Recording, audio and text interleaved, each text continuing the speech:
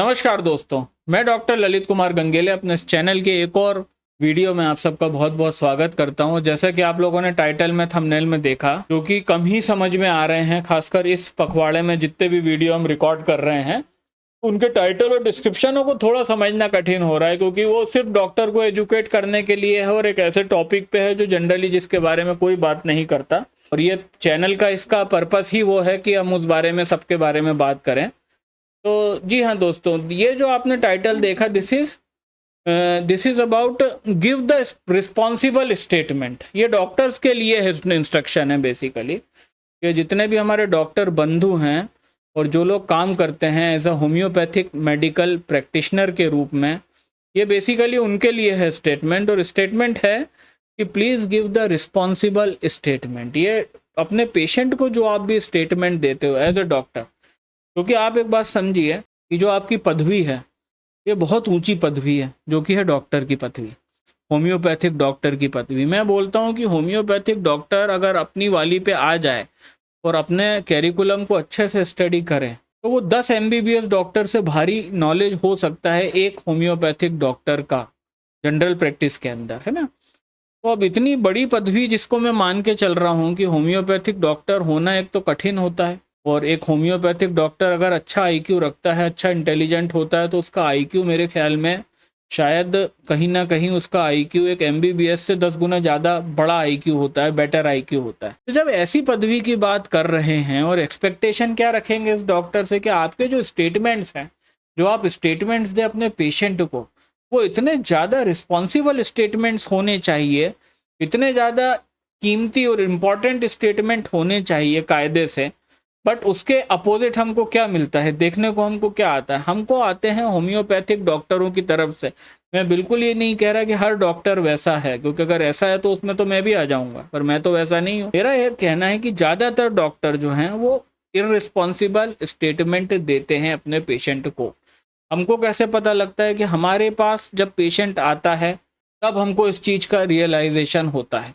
ये सिर्फ स्टेटमेंट को लेकर के ये बात नहीं है, ये बात है रिस्पॉन्सिबल बिहेवियर की, कि एज अ डॉक्टर अगर आप इसको बोलें कि give responsible statement to your patient, ये जरूर इस वीडियो का टाइटल है, बट इसके पीछे की मंशा ये है कि आपका आचरण अपने मरीज के साथ, आपका हर एक कदम, हर एक स्टेटमेंट, हर एक एक्ट जो आप कर रहे हो अपने मरीज के साथ as a doctor, that should be very responsible conduct. उसके अंदर आपकी रिस्पॉन्सिबिलिटी दिखनी चाहिए। जैसे कि स्टेटमेंट की अगर बात करें तो कुछ स्टेटमेंट जो मार्केट के अंदर चले आ रहे हैं, ठीक है, उसमें से कुछ स्टेटमेंट हैं जैसे कि मैं आपका शुगर सही कर दूंगा।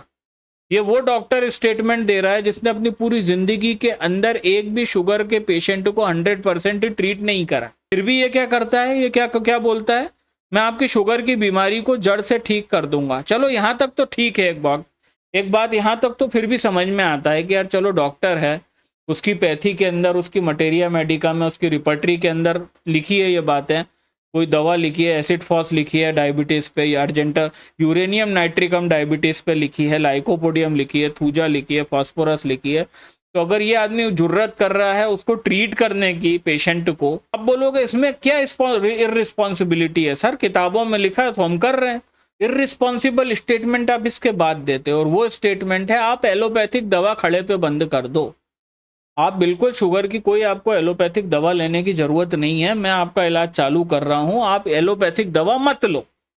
This is the responsible statement of the doctor. Doctor का ये जो स्टेटमेंट है ना, ये स्टेटमेंट इररिस्पॉन्सिबल है, ये गैर जिम्मेदाराना है। क्यों? क्योंकि ये जो शुगर है, जब तक आपकी दवाएं काम नहीं करती, अच्छा पहले तो तुमको पता नहीं कि तुम्हारी दवाएं कितना काम करेंगी, ठीक है, पब्लिक डोमेन में है नॉलेज कि जेमनेमा सिल्वेस्टर हो गया, सेजियम जेम्बोलिनम का मदर टिंचर हो गया, ये सब शुगर पे काम कर रहा है, तुम्हारे बिना बताए पेशेंट अपने आप ले रहा है वो, ठीक है, पेशेंट अपने आप ले रहा है, उसको रिजल्ट नहीं मिला, तुम्हारे पास आया, तुम भी यही दवाएं लेके पिल पड़े उसके ऊपर, क्योंकि तुमको गिनती की 4-6 दवाई पता है। BP की बात करें तुम्हें सिर्फ 4 दवा पता है, इसके अलावा तुम जानते ही नहीं ब्लड प्रेशर के बारे में। तुम्हारे पास बस ये घिसी पिटी 4 दवाओं का नॉलेज है, इसके ऊपर कुछ नहीं है। पेशेंट ने ऑलरेडी वो खा ली, तुम्हारे पास आया, तुम भी वही खिला रहे हो। कंट्रोल कुछ हो नहीं रही उसकी शुगर कर क्या रही है, हाइपरग्लाइसीमिया, उसका एंड ऑर्गन डैमेज करता जा रहा है। उसकी एक एक कैपिलरी पर डे के हिसाब से over the period of 20 years उसकी आंखें आधी खराब हो जाएंगी शुगर में, या उसकी किडनी का जीएफआर कम होने लगेगा 10 साल में। 15वें साल में उसका क्रिएटिन बढ़ने लगेगा और 15वें 17वें साल में उसको बोल देंगे तेरा किडनी चला गया। डॉक्टर से पूछेगा मेरा किडनी क्यों चला गया? अरे साहब तुमने इलाज नहीं कराया शुगर का, तुम पता नहीं कहाँ का इलाज कराते रहे, तुम्हारी किडनी चली गई। अरे साहब मैं तो होम्योपैथिक दवा खा रहा था, डॉक्टर साहब खिला रहे थे। This is the irresponsible behaviour. और यही कारण है मैं कभी भी शुगर का इलाज करने के लिए मना करता हूँ। मेरी 300 लाइव में मैं 300 बार बोल चुका हूँ ये चीज, हजारों बार मैं अपने चैनल पे किसी ना किसी रूप में बोल चुका हूँ कि आपको शुगर का ट्रीटमेंट नहीं करना है। ठीक है, ये आपका रिस्पॉन्सिबल स्टेटमेंट है। आप अगर इलाज करना चाह रहे थे अपनी दवाओं से, होम्योपैथी से, वो इररिस्पॉन्सिबिलिटी नहीं थी। पर आंख बंद करा के तुमने बोला नहीं चल तू तो शुगर की दवा बंद कर दे, मैं सब देख लूंगा, ये आपकी रिस्पॉन्सिबिलिटी है। In the same manner blood pressure के इलाज में आपके पास गिनती की 3-4 दवाएं भी नहीं है। ये आपके दिमाग की बात कर रहा हूं मैं, अपनी बात नहीं कर रहा है ना।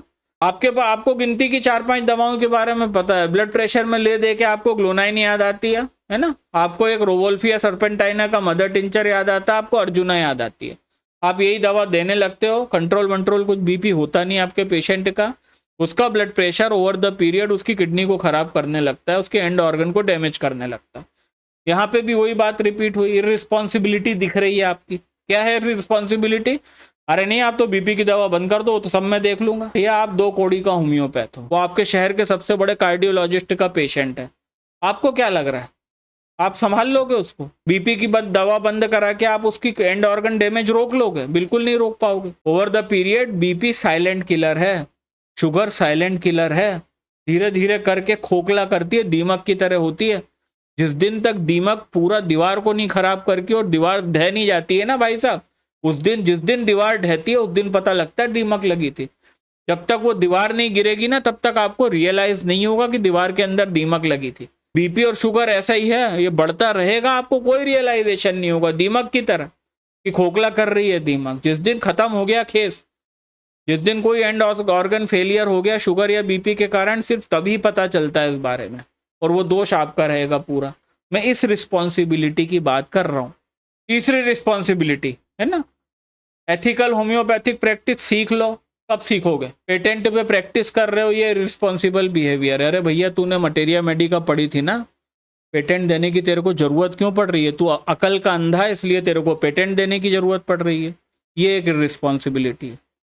ठीक है, ये सारी चीजें रिस्पॉन्सिबिलिटी में आ रही हैं। मतलब बात सिर्फ इतनी सी नहीं है कि you should give the responsible statement to your patient. Statement अकेले की बात नहीं है, यहाँ पे बहुत सारी रिस्पॉन्सिबिलिटी हैं। और मैं समझता हूँ कि भारत के अंदर जो होम्योपैथ है वो मोस्ट इररिस्पॉन्सिबल होम्योपैथ हैं जो इस कंट्री में होम्योपैथी कर रहे हैं। आपसे ज़्यादा रिस्पॉन्सिबिलिटी के साथ होम्योपैथिक प्रैक्टिस पाकिस्तान और बांग्लादेश में होती है। ठीक है, आपके इस कंट्री में ज़्यादा खराब होम्योपैथी है। चौथा 5वां एग्जाम्पल रिस्पॉन्सिबिलिटी का, आप लोग अपने पेशेंट को प्रिस्क्रिप्शन नहीं देते हैं, ये कहीं ना कहीं एक इररिस्पॉन्सिबल बिहेवियर है। आपको दिक्कत क्या है? आपको पता है ड्रग एंड फार्मेसी एक्ट 1972 के तहत आप कानूनी कार्रवाई के हकदार हो सकते हैं। इस केस में किसी दिन कोई पढ़ा लिखा पेशेंट ने आपको प्रिस्क्रिप्शन ना देने पे अगर कोर्ट में उलझा दिया, आप लिटरली आप हार जाएंगे वो केस, पर आपको पता ही नहीं है क्यों? क्योंकि आप इररिस्पॉन्सिबल और अनपढ़ दोनों हैं। तो यही ये बात हो रही है कि एज अ होम्योपैथ हमारे इस कंट्री के होम्योपैथों को जो इस देश में प्रैक्टिस कर रहे हैं भारत के अंदर, most of them are doing the irresponsible things, they are giving the irresponsible information and they are giving the irresponsible statements, और इनके कंडक्ट कहीं ना कहीं irresponsible है। और इसलिए ये मैं वीडियो बना रहा हूँ कि इन लोगों के लाइफ के अंदर, इन लोगों की जिंदगी में एक बहुत ज़्यादा ज़रूरत है टू बिकम रिस्पॉन्सिबल, और रिस्पॉन्सिबिलिटी के साथ आप होम्योपैथी को करें। वो कैसे कर सकते हैं? अपने पेशेंट को प्रिस्क्रिप्शन दीजिए, अपने पेशेंट के अंदर अवेयरनेस पैदा कीजिए। ये समझिए कि आप भगवान नहीं है, है ना। सिर्फ होम्योपैथी करने से नहीं, उसका रिजल्ट भी आना चाहिए। आप सिर्फ प्रैक्टिस करोगे और रिजल्ट आ जाएगा, इस बात की श्योरिटी नहीं है। रिस्पॉन्सिबल स्टेटमेंट दीजिए अपने पेशेंट को, रिस्पॉन्सिबिलिटी के साथ दीजिए। होम्योपैथिक मेडिसिन के साथ प्रैक्टिस करिए, ना कि कंपनी के बने बनाए पेटेंटों के साथ प्रैक्टिस करिए। आपको भी ईश्वर ने दिमाग दिया है, अगर थोड़ा बहुत बचा है आपके भेजे में दिमाग तो उसका इस्तेमाल कीजिए। प्योर होम्योपैथिक प्रैक्टिस करिए, होम्योपैथिक मेडिसिन पे, ना कि पेटेंट पे, ठीक है। और प्रॉपरली मेडिसिन को डिस्पेंस करने का तरीका सीखिए। आप बहुत बड़ी रिस्पॉन्सिबिलिटी उठा रहे हो, ये लास्ट पॉइंट है कि अगर तुम रिस्पॉन्सिबल होम्योपैथ हो तो तुम पिल्स के फॉर्म में ही होम्योपैथी प्रैक्टिस करना चाहिए। अगर तुम डाइल्यूशन में प्रैक्टिस कर रहे हो, ठीक है, तो कहीं ना कहीं आप एक इररिस्पॉन्सिबल होम्योपैथ हो। और ये करने के बाद मेरे को ये चीज पता चली कि इस वीडियो का शीर्षक बदलना चाहिए, ना कि ये शीर्षक होना चाहिए कि you should give the responsible statement to the patient. इसका शीर्षक अब वीडियो का होगा 6 science of the irresponsible homeopath, क्योंकि 6 ही तो बातें मैंने बताई है, ये 6 निशान होंगे, ये 6 निशानियां होंगी इस पे एक इररिस्पॉन्सिबल होम्योपैथ की, कि अगर एक होम्योपैथ इररिस्पॉन्सिबल होगा तो वो पेटेंट पे प्रैक्टिस करेगा। अगर एक पेशेंट, एक प्रैक्टिशनर, एक डॉक्टर इररिस्पॉन्सिबल होगा तो वो पेटेंट पे प्रैक्टिस करेगा, दूसरा वो पेशेंट को प्रिस्क्रिप्शन नहीं देगा। अगर एक डॉक्टर इररिस्पॉन्सिबल होगा तो वो इररिस्पॉन्सिबल स्टेटमेंट देगा। अगर एक डॉक्टर इररिस्पॉन्सिबल होगा तो अंधों की तरह बीपी की दवा बंद करके खुद का इलाज चालू करेगा बीपी का। और अगर एक डॉक्टर इररिस्पॉन्सिबल होगा तभी वो शुगर की मेडिसिन एलोपैथिक बंद करके खुद का ट्रीटमेंट शुगर का पेशेंट की करने की चैलेंज लेगा। जबकि अपने पूरी जिंदगी में उसने ना कोई शुगर का पेशेंट सही करा, ना उसने कोई बीपी का पेशेंट को जड़ से सही करा, ठीक है। तो all these are the science and symptoms of a irresponsible homeopath. अब मैं आपसे पूछता हूँ कि आप किन में शामिल हैं? क्या आप एक रिस्पॉन्सिबल होम्योपैथ हैं या फिर आप एक इररिस्पॉन्सिबल होम्योपैथ हैं? कमेंट सेक्शन में बताइएगा। चलिए, अब आपसे मुलाकात होगी इसी अगले हफ्ते में आने वाले एक और वीडियो में, जो कि इसी तरह से इंफॉर्मेटिव होगा। तब तक के लिए अपना बहुत ख्याल रखिएगा। नमस्कार।